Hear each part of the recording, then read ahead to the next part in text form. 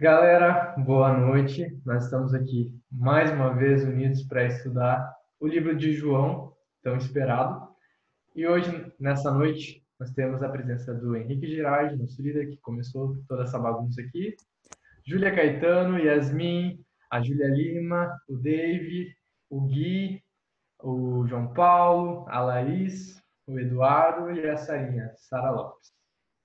Então, sem mais delongas, se eu conseguir, eu vou abrir a apresentação. Ai, que saco! Já trouxe spoiler logo de cara. Poxa, tá. Vocês estão vendo aí? Beleza. Hoje nós vamos falar de João, capítulo 3, do versículo 16 ao 30, tá? Para começar uma breve introdução, a gente sabe que nós temos mais de um evangelho, e no caso nós estamos estudando João, e eu acho que o fantástico assim de ter mais de uma pessoa escrito a história de Jesus são os pontos de vista diferentes, são as diferenças que cada evangelho tem, os enfoques que cada autor escolhe, a linguagem que ele usa, né? Cada um tem em mente um público diferente, né? E acho que uma característica do livro de João, que é muito legal, é esse foco que ele dá a alguns personagens, algumas pessoas específicas, desde um cego de nascença até uma mulher no poço, que é algo que o Henrique vai nos contar mais para frente. E, que nem no último estudo, a Nicodemos, né, um líder religioso ali, representante dos judeus, que vai até Jesus na calada da noite, porque ele tem dúvidas a respeito de quem é Jesus e se de fato ele é alguém enviado por Deus. E é muito interessante, né, esse personagem, porque ele vai de noite, provavelmente porque ele quer fazer isso escondido, né? Ele está ali arriscando a reputação dele, arriscando a segurança dele, né? Até porque os amigos dele, né, os fariseus, juraram matar esse cara, juraram matar Jesus. Mas Nicodemos não tá certo se Jesus merece essa morte, né? Na verdade, ele tem uma dúvida ali que a gente sabe que ele está mexido, né? Que a fé dele, né, levou ele a ter essa coragem de ir até Jesus e fazer essas perguntas, né? Então vocês ouviram um pouco sobre isso no último estudo e agora a gente tem que ter essa perspectiva de que eles estão continuando conversando e Jesus respondendo as dúvidas, as perguntas de Nicodemos, tá? Então nós começamos pelo versículo mais famoso de todos, talvez, e talvez o mais famoso que resume o evangelho como um todo. Ah, que honra, né, poder ler esse versículo. Peraí. Porque Deus amou o mundo de tal maneira que deu o seu Filho unigênito para que todo o que nele crê não pereça, mas tenha a vida eterna. Né? Que demais. Deus amou o mundo. Tá? Aí já começa com os dois pés na porta, né? Porque a gente está começando o Novo Testamento, né? Os Evangelhos, a figura de Jesus. E em todo o Antigo Testamento, sempre que a gente fala de um Deus que ama, era sempre referido a um povo específico. Era sempre falando sobre Israel, estes escolhidos, né? E aqui ele já começa, porque Deus amou o mundo, a todos. Não foi somente para um povo específico que esse presente foi entregue, mas para o mundo inteiro, né? E esse amor vai muito além de um sentimento, né, de algo, de alguma emoção, mas ele se concretiza numa atitude, numa ação, que é a entrega do seu filho unigênito. E então a gente já vê assim que o amor, né, é muito mais que um sentimento, ele é uma atitude, né? E esse amor é tão grande que a atitude deste nosso Deus é a entrega do seu próprio Filho único. E que forte é isso, né? Talvez o Henrique é o cara que mais tem propriedade para falar sobre o tamanho desse amor, porque ele sabe do peso de entregar o filho no lugar de alguém, né? De ter um filho. E esse alguém não eram pessoas boazinhas, né? Mocinhos e mocinhas de filmes, né? Mas eram assassinos, eram, sei lá, assaltantes, traficantes, mentirosos, fofoqueiros. Você vê qual que é o seu pior defeito, né? Você é por você que houve essa entrega desse filho. Que demais. E agora, né, através disso, todo aquele que nele crê não vai perecer, não vai morrer, mas vai ter a vida eterna, né? Esse perecer, a gente está falando sobre o juízo eterno, né? A condenação que nós temos de viver para sempre, ao invés de viver na presença de Deus. Todos nós estamos condenados a isso. Então agora todo aquele que Matheus, nele crê, crê tá, em Jesus. tá travando só pra mim? Não, acho que apareceu um aviso meu que a internet Não, tá está com também. falha. Repete, tu vai ter que repetir o que tu falou por último agora. Tá. Não, e esse presente foi entregue, né? Esse filho foi entregue para que todo aquele que nele crê não pereça. Perecer é a mesma coisa que morrer e estar condenado a morrer, ao inferno.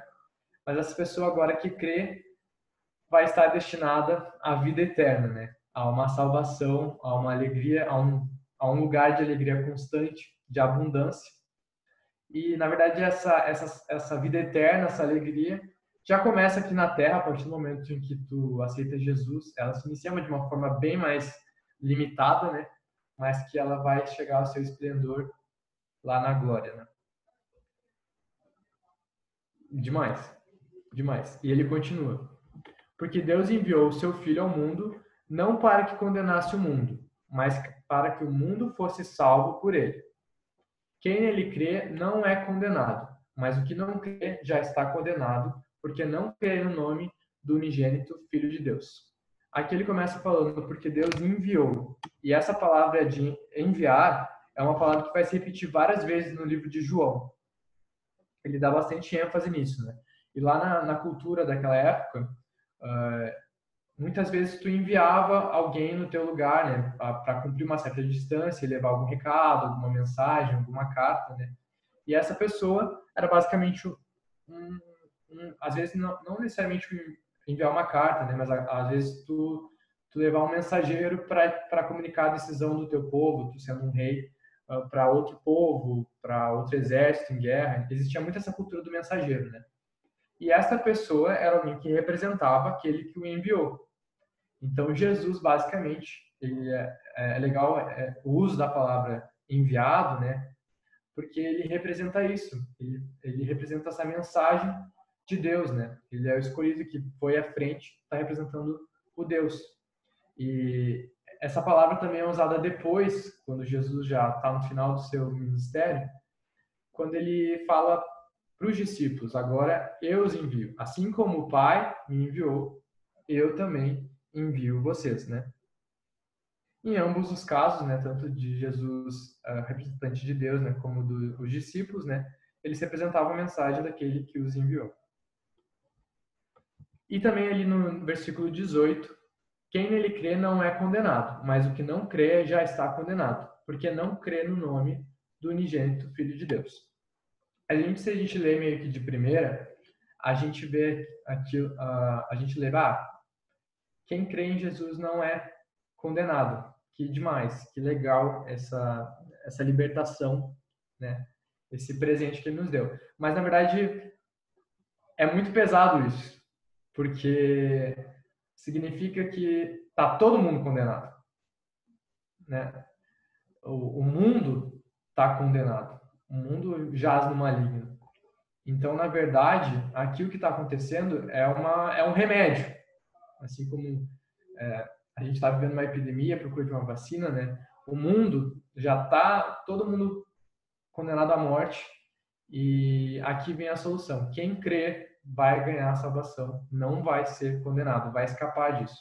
Então, através desse versículo, a gente também tem esse entendimento de que não adianta tu ser uma pessoa boazinha, fazer boas obras e esperar que isso não te leve para o inferno, né? Aqui a gente vê que todo mundo está condenado, né? Daí eu trouxe essa tirinha aqui rapidamente para explicar isso, que é aquela história do muro, né? Que acho que todo mundo já ouviu, mas eu vou repetir para caso alguém não tenha ouvido, né?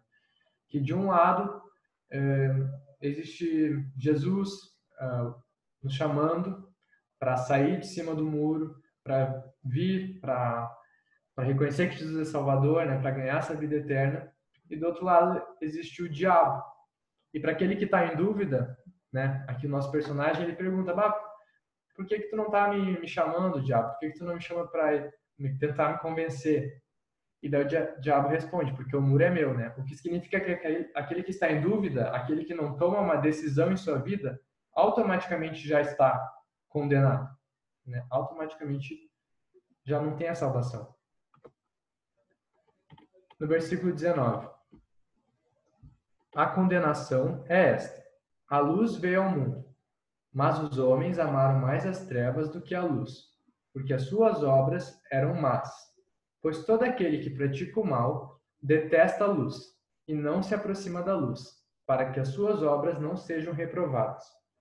Quem pratica a verdade se aproxima da luz, para que as suas obras sejam manifestas, porque são feitas em Deus.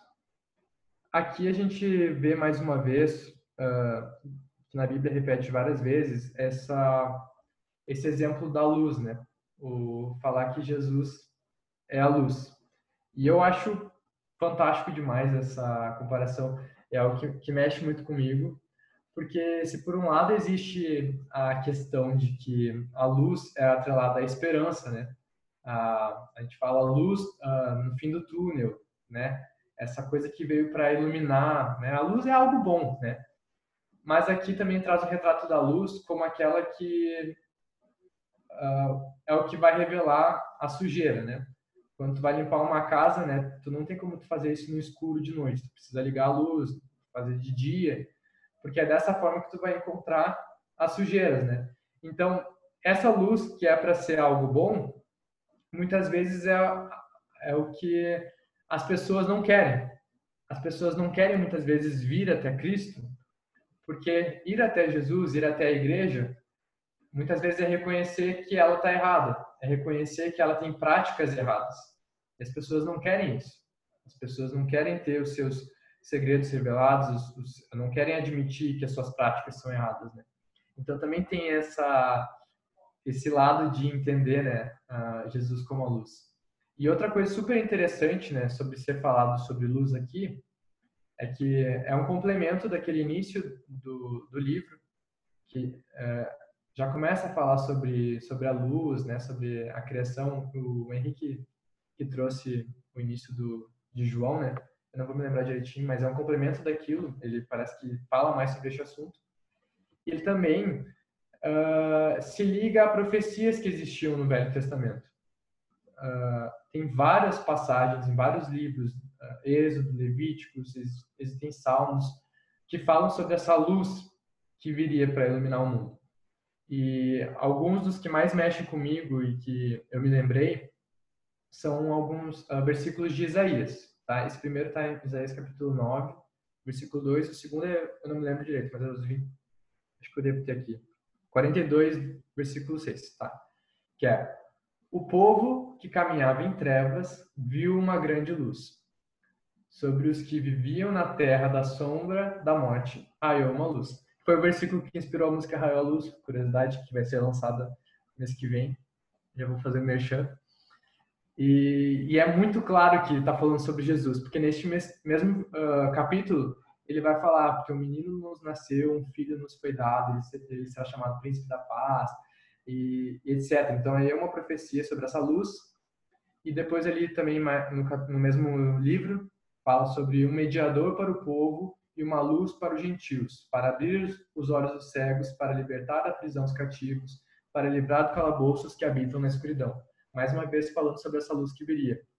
E neste mesmo livro, mais adiante, já dando um spoiler, o próprio Jesus vai dizer: eu sou a luz do mundo. Quem me segue não andará nas trevas. Pelo contrário, trará a luz da vida. Que demais, tá? E agora, continuando, tá? Agora já saímos da conversa de Jesus e Nicodemos e vamos continuar no capítulo 3. Jesus e João Batista. Matheus, uma coisa que eu acho interessante também é a, tipo assim, o espírito do nosso Senhor Jesus, tipo assim, o como ele falava, o porquê ele veio à Terra, porque às vezes tô falando de mim, a gente tem um prazer de falar da condenação dos outros. Até quando a gente vai pregar ou quando a gente vai falar de Jesus, a gente tenta colocar a pessoa no inferno para depois tirar, sabe? Só que Jesus é tipo assim, cara, a verdade é o seguinte, tu já tá no inferno. Eu não tô aqui para te colocar no inferno, entendeu? Eu tô aqui para te tirar do inferno. E é só isso, entendeu? A pegada de Jesus é muito propositiva e positiva, de tipo assim, cara, eu tô te estendendo a mão. Ele não é aquele médico ruim que tem prazer em quebrar uma perna, que tem prazer tipo assim, cutucar com um bisturi, entendeu? Ele fala assim, cara, a situação é a seguinte, só que para eu resolver, eu vou ter que operar. Tu tá entendendo? É grave a situação. Ele é um médico bom, entendeu? Um médico dos médicos, vamos dizer assim. E às vezes a gente se coloca numa posição de que não, agora que eu já sou curado, ou que Jesus já se revelou a mim, eu já me converti, agora eu posso ser ruim com os outros, entendeu? E tu te esquece que de um momento um pouco atrás, tu estava na mesma situação, entendeu? Então, o nosso Senhor Jesus nos ensina a ser tranquilo, pacificador, bondoso, misericordioso, e a gente, por estar um pouquinho à frente de outras pessoas, a gente quer virar pro lado e dizer, ó, agora é isso, isso e isso, ser condenatório, entendeu? Não é esse o espírito do Senhor Jesus. Ele é exatamente, como eu falei, né? Proposta, positivo, ajudar. Cara, a situação é ruim, mas eu tô aqui para te ajudar, entendeu? E não é uma ajuda de que às vezes parece que é aqueles vendedores, né?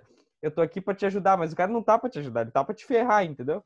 Mas Jesus não, ele tá realmente para te ajudar, ele tá interessado na tua transformação. Uhum. Não, legal.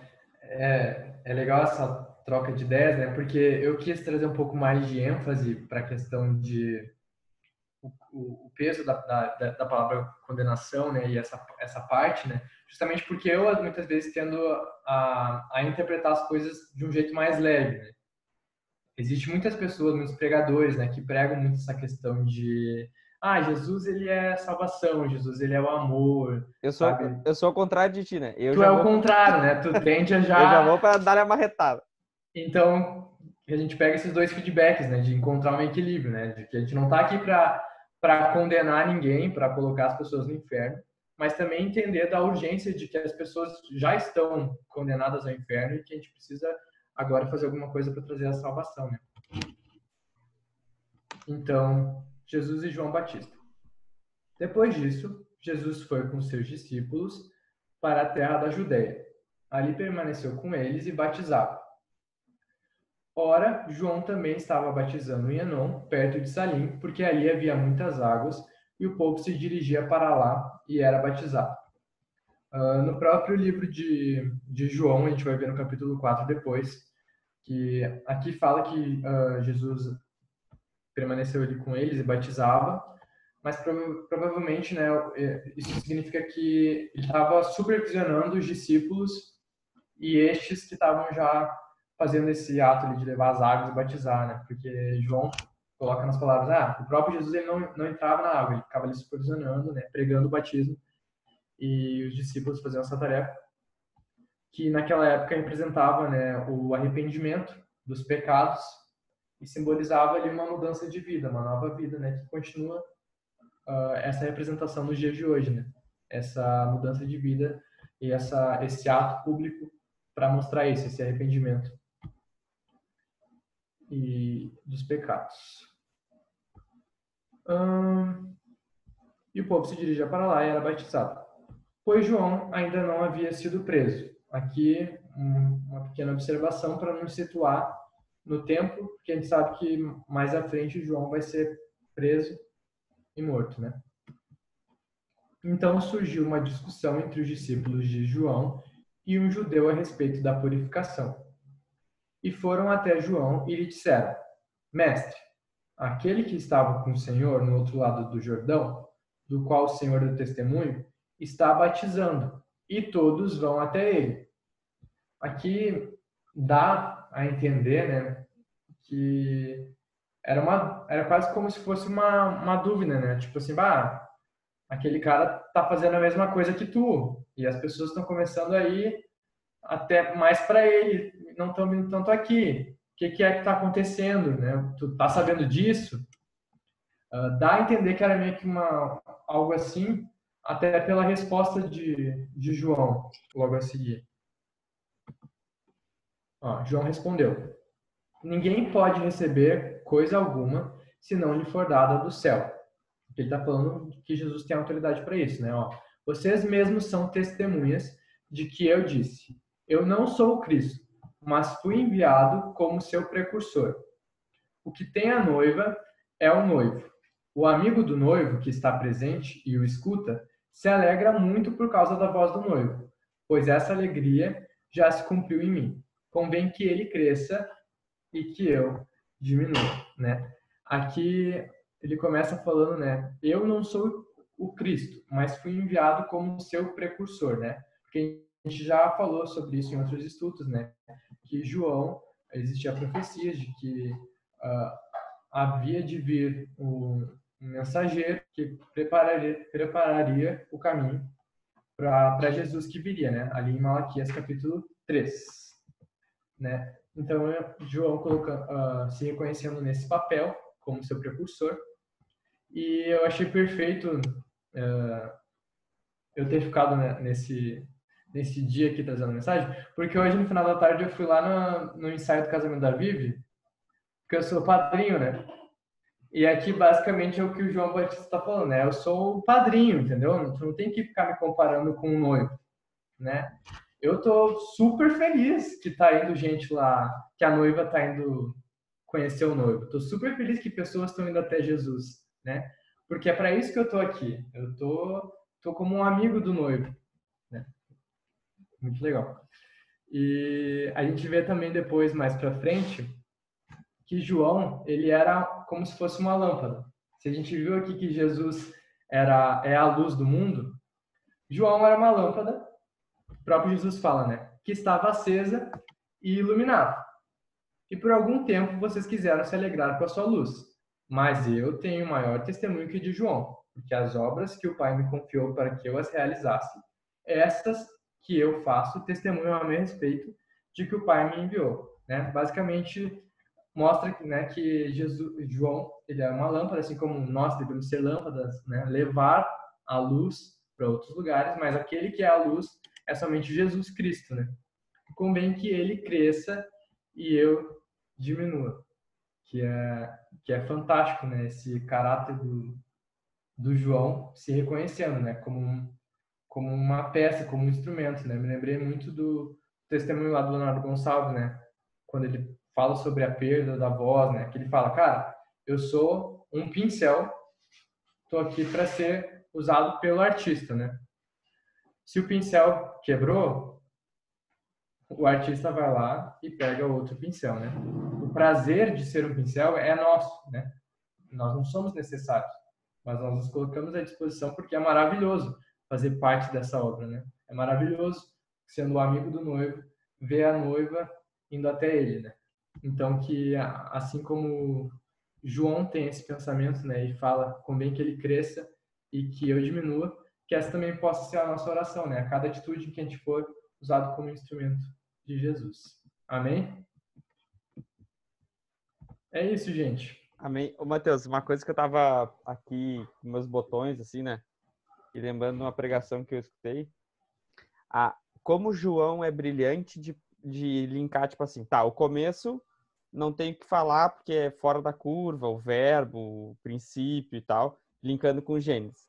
Aí depois ele fala do casamento e ele usa os os potes, né, as talhas lá de purificação.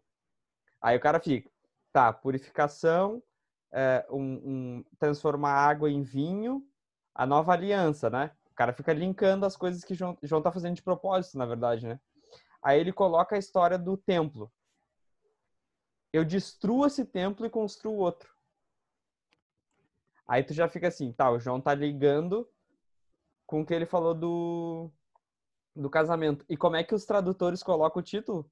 Purificação do templo. Né? Aí ele vai falar com quem? Com o top dos fariseus. Porque ele tá dizendo, tu acha que tu é mestre? Tu não tá entendendo nada do que eu tô falando. Tu é mestre e tu não entende. Então ele tá se colocando, tipo assim, ele se coloca acima da antiga aliança, acima da instituição farisaica, né? Acima do templo, tá ligado? Aí agora, quando tu tava lendo ali, tu falou de novo da purificação, que tava tendo uma discussão de novo ali. Não sei se tu leu ali. Tava tendo uma discussão sobre purificação. E daí eu fico pensando, né? O João tá fazendo um entrelaçado que tu fica assim, agora eu tô entendendo por que tu botou essa história agora aqui, como a primeira, né? Que é o primeiro milagre.